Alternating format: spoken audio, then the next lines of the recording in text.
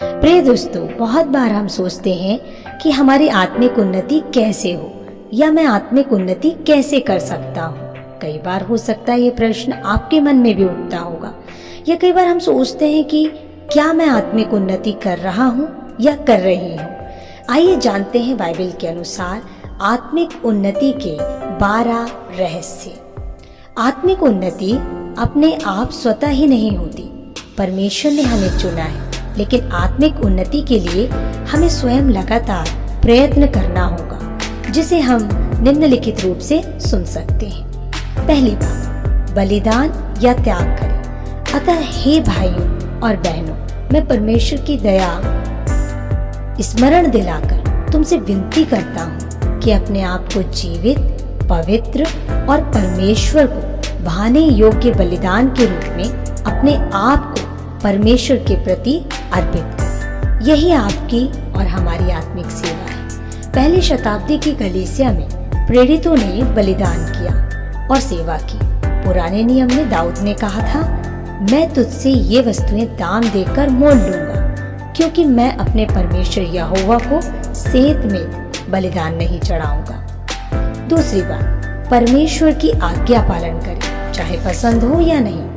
पुत्र होने पर भी उसने दुख उठा कर आज्ञा माननी सीखी। हम तो अपने परमेश्वर यहोवा ही की सेवा करेंगे और उसी की बात मानेंगे। आज्ञा पालन बलिदान चढ़ाने से उत्तम है। तीसरी बात, परमेश्वर का भय माने। मैं हमेशा वही काम करता आया हूँ जिससे वह प्रसन्न होता है। हानोक ने परमेश्वर को प्रसन्न किया था।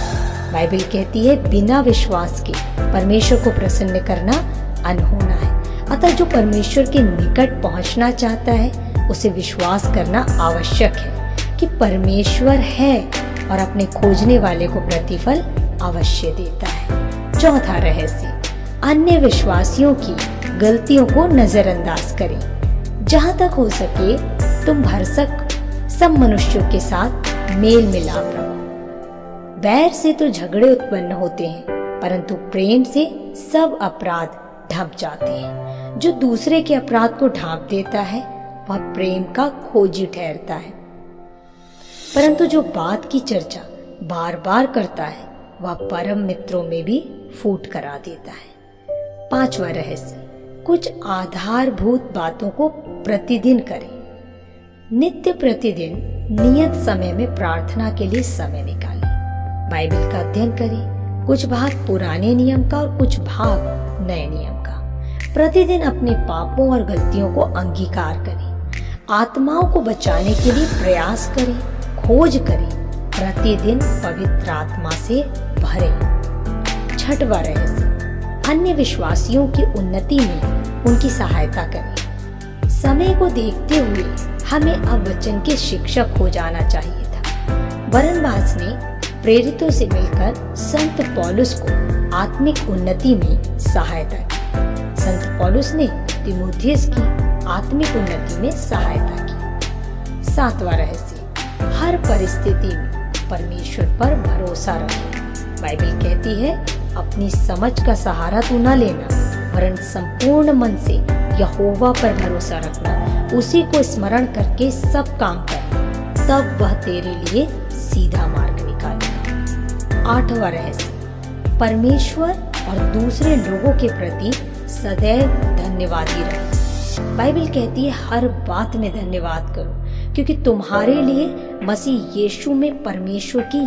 इसलिए हे भाई, जो बातें सत्य हैं, जो बातें आदरणीय हैं, जो बातें उचित हैं, जो बातें पवित्र और मनभावनी हैं, सद्गुण और प्रशंसा की बातें हैं, उन पर ध्यान लगाया करें। यही एक विजयी जीवन का सबसे बड़ा रहस्य है।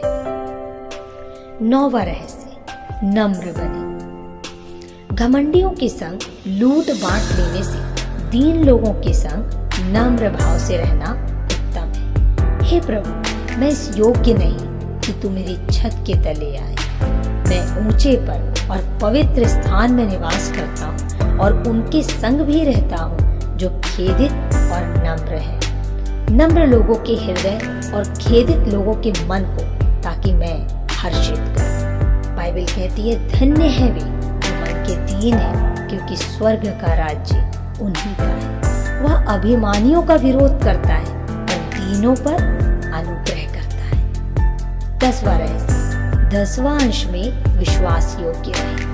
बाइबल कहती है मलाकी 3:7 में, परमेश्वर तुम्हें आशीष देगा, तुम्हारी हानि करने वाले को डांटेगा। लोग तुम्हें देखकर जानेंगे कि परमेश्वर ने तुम्हें आशीषित किया है।